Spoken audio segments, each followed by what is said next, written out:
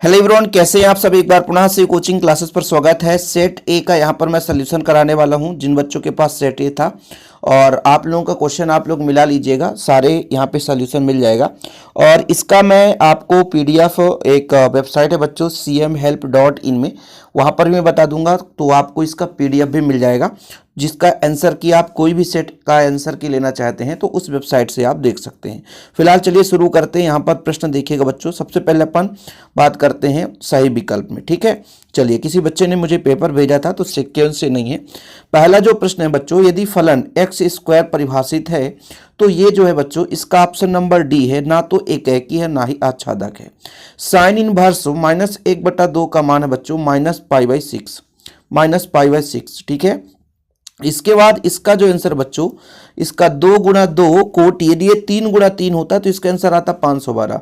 इसको कैसे करते हैं, 2 दूना 4 होता है और ये 2 अंक है तो 2 का घात 4 करेंगे तो टोटल कितना आ जाएगा, 16 आ जाएगा ना, ठीक है। यदि दो पासों को एक जोड़ा है, दो पासों का, और इसको एक साथ उछालते हैं तो समअभाज्य की संख्या केवल सम 2 ही 2 होगा, तो आपका 1/36 आना चाहिए। इसलिए इसका आंसर हो जाएगा डी, आंसर हो जाएगा। ठीक है बच्चों, कोई दिक्कत तो नहीं है। इसका आपको बताना है, ये आपका 5वां नंबर 3 × 3 यानी 3 × 3 कोटि का वर्ग आव्यूह है, ए बराबर ए है, तो एडजॉइंट ऑफ ए का मान बताओ। इसका बताओ, इसका राइट आंसर है आपका 4 हो जाएगा। यहाँ पर बच्चों 2 शून्येतर हैं तो इसके बीच मान कितना होगा, तो इसका ऑप्शन नंबर सी हो जाएगा। क्या हो जाएगा, ऑप्शन नंबर सी हो जाएगा। इसके बाद रिक्त स्थान की पूर्ति, ये क्वेश्चन आपको मैंने क्वेश्चन कराया था। स्वतुल्य, सममित और संक्रामक हो तो तुल्यता संबंध दर्शाता है, ठीक सही है कि नहीं। देखो बच्चों, अगला जो क्वेश्चन था, प्रतिलोम त्रिकोणमिति फलन का वह मान जो मुख्य शाखा में स्थित होता है, वो फलन का मान क्या कहलाता है, ये मुख्य मान कहलाता है। क्या कहलाता है, मुख्य मान। ये आपका यदि परिवर्त सेम है तो सम्मित आव्यूह कहला जाता है। काश का काश से गुणा काश स्क्वायर और sine sine square, cos square plus sine square बराबर आपका 1 होता है। कितना होता है बच्चों, 1, तो इसका आंसर हो जाएगा 1। इसका हो जाएगा -e⁻⁻x, ठीक है। चलिए, जो अगला जो बच्चों प्रश्न है, ये है, इसका हो जाएगा आपका नति बिंदु कहलाता है, तो ये कहलाता है नति परिवर्तन बिंदु कहलाता है। क्या, नति परिवर्तन बिंदु कहलाता है। अब जैसा कि मैंने आपको बताया था कि यदि पूरा आंसर की का आपको पीडीएफ लेना बच्चों, तो cmhelp.in गूगल में सर्च करना है। कुछ इस प्रकार से इंटरफेस आएगा। नीचे आप जाओगे तो यहाँ पर आपको दिखेगा बोर्ड न्यूज। क्या दिखेगा बच्चों, यहाँ पर आप देखेंगे बोर्ड न्यूज, और इस बोर्ड न्यूज में आपको दिखेगा मैथ्स का आंसर की। देख सकते हैं, ये आपका एमपी बोर्ड 12th का मैथ का आंसर की। फिर इसके आपको नीचे जाना है, ठीक है। पूरा पेपर मिलेगा यहाँ पे, बाकी नीचे जाएंगे बच्चों तो आपको लिंक मिल जाएगा। लिंक में 2 कंडीशन रहता है, जैसे यहाँ पर आप देखेंगे तो पेपर मिल जाएगा और नीचे देखेंगे तो सॉल्यूशन लिंक मिल जाएगा। जैसे ही आप लोग सॉल्यूशन लिंक पर क्लिक करते हैं बच्चों, तो आपको पूरा का पूरा यहाँ पे पीडीएफ देख सकते हैं।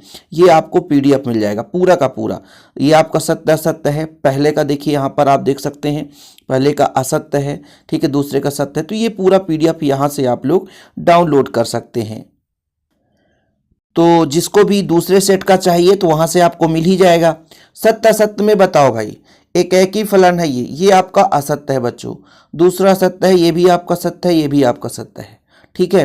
फिर ये आपका असत्य है, ठीक। 3 असत्य हैं और 3 सत्य हैं। ये भी लास्ट में आपका असत्य है क्योंकि ये कॉस थीटा होता है, तो 3 असत्य 3 सत्य हो जाता है, ठीक है। इसके बाद ये सही जोड़ी कॉलम मिलाओ। फार्मूला जिससे बन रहा है वैसे आसानी से, एक क्वेश्चन मैंने बताया था। ये जो पहले का है बच्चों, पहले का आपका ई नंबर है, यहाँ पे जाएगा। ये आपका पहले का है, देखो ना, x² - a² वाला देखो, आपको देखने को मिल जाएगा। ये पहले का ई नंबर है। दूसरे का बच्चों आपका सी नंबर है, दूसरा का आपका ये है, दूसरे का ये है, पहले का आपका ई नंबर है, याद रखिएगा, ठीक है। और इसके बाद तीसरे का डी है, ठीक है, इसका ये हो जाएगा आपका, और चौथे का आपका बी है, ये हो जाएगा। फिर 5वें का आपका ए है, ये हो जाएगा। और आपका जो लास्ट बचा बच्चों वो नीचे मिलेगा आपको, ठीक है। इसका आंसर ये हो जाएगा। तो ये आपका हो गया, आपका क्या, सही जोड़ी मिलान करिए, ठीक है। एक वाक्य में उत्तर हो ही गया, रिक्त स्थान भी हो गया आपका, ठीक। और एक वाक्य में उत्तर आपने अभी नहीं करा है ना, तो एक वाक्य में उत्तर यहाँ पर आप देखो। इसका निम्नतम मान है बच्चों 4, इसका निम्नतम मान कितना है, 4 है। इसका मान 1 है, इसका मान भी 1 है, इसका मान भी 1 है, और इसका मान अधिकतम मान 2 है। कितना है बच्चों? 2 है। ठीक है, और फिर आप लोग यहाँ पर देखोगे तो इसका समाकलन गुणांक e to the power p dx होता है, यही तो होता है समाकलन। तो 2 का समाकलन कर दोगे, e की पावर 2x आ जाएगा, और अगला आपका क्या हो जाता है बच्चों? यहाँ पे 0 हो जाता है। तो ऐसे आप लोगों से बनना चाहिए। बाकी आप जिस सेट का भी चाहते हैं बच्चों तो आप लोग देख लेना। बाकी देखो क्वेश्चन देख लो ना, देखो इसी तरीके से क्वेश्चन बताया था, सेम आ गया। मैं सेम की क्वेश्चन की बात कर रहा हूँ। ये चैप्टर मैंने आपको इसके पहले समझाया था। ये छोटे छोटे, ये तो छोटे छोटे हैं। एक चीज़ मैंने आपको बताया था कि जैसे मान लीजिए आपको 1 माइनस कास है, 1 प्लस, तो यहाँ पे कास ही थीटा मानना है। इस तरीके से मान कर यदि हल किए होगे तो आसानी से आपका आ जाएगा। ये वाला क्वेश्चन इसी तरीके से सिमिलर बताया था। तुलना कर दो एक्स वाई जेड का मान, किससे नहीं बनेगा यार? विषम सम्मित आया था, बोला था ना निकालने के लिए। विषम सम्मित और समसम्मित से क्वेश्चन आता है। अब ये D Y upon D X यूँ तो आसानी से कर सकता है कोई बच्चा, ये आसानी से कर सकता है। इसका अथवा मैंने बताया था कि थीटा के सापेक्ष अवकलन करो, समीकरण 2 में 1 का भाग दो। तो कितने बच्चे हैं यार जो बेहतरीन रूप से करके आए हैं। संतत्व का जांच करने के लिए भी मैं बोला था। हासमान वर्धमान, देखो भाई वर्धमान मान आ गया, 2 कॉपी, मतलब जैसा बताया था ना वैसे ही क्वेश्चन आ गए। अब पूरे प्रश्नावली तो पढ़ाया नहीं था यार, कम समय में आपको समझाया था। ये गुणन नियम है, इससे किससे नहीं बनेगा बताओ? छोटे छोटे क्वेश्चन आए थे जो बिल्कुल बहुत ही इजीली सॉल्व कर सकते थे। ये देखो ये दोनों क्वेश्चन मैंने कराया था, दोनों आ गया अथवा में सही। ये व्यापक हल वाला कराया था, कोई बच्चा यदि देखा होगा तो ये मेरा क्वेश्चन कराया हुआ है व्यापक हल।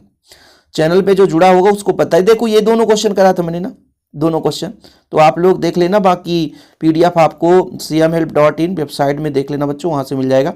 गुणा करने का तरीका भी बताया था, इन्वर्स का मान तो आसानी से निकल जाता है।